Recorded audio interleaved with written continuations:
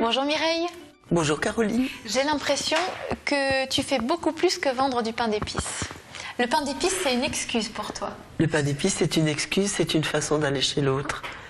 Et donc de pratiquer le commerce, c'est-à-dire avec de la marchandise, d'aller à la rencontre d'un autre. Oui, en fait, tu fonctionnes beaucoup avec l'amour en fait, des gens. C'est ce qui est le plus important. Ouais. Le matériel arrive après. C'est-à-dire que quand vous aimez les gens, que vous faites des produits qui sont bons parce que vous n'avez pas envie de leur faire quelque chose qui est mauvais, etc., et automatiquement ça vient. Ouais. Sans amour, on ne peut rien faire.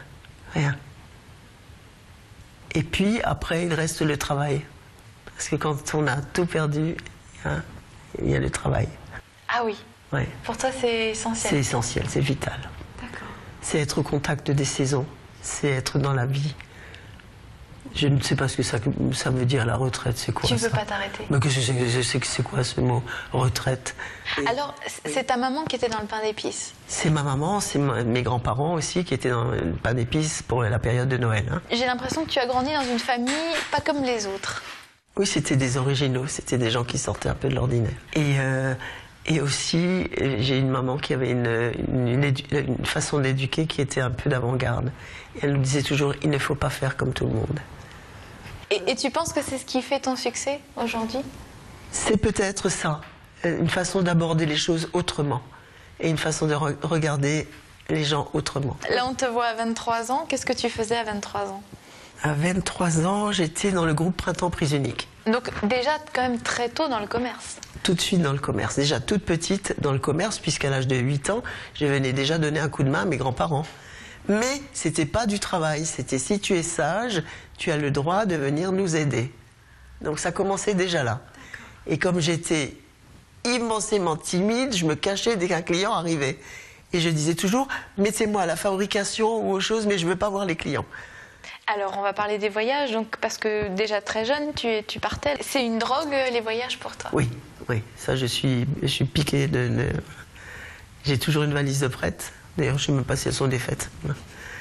Et... c'est quoi? C'est la découverte de l'autre?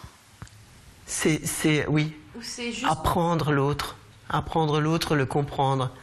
C'est aller voir comment il pratique sa religion, comment il vit dans sa maison, comment il éduque ses enfants. J'étais très frappée, par exemple, au Portugal, que les parents ne crient jamais après les enfants. Les parents se baissent et parlent sur la bouche de leurs enfants pour leur dire quelque chose. Ça m'a vraiment impressionné. On parle de tes hommes? Mes hommes, ouais. Mes hommes, mes universités. Je crois qu'ils m'ont appris beaucoup de choses.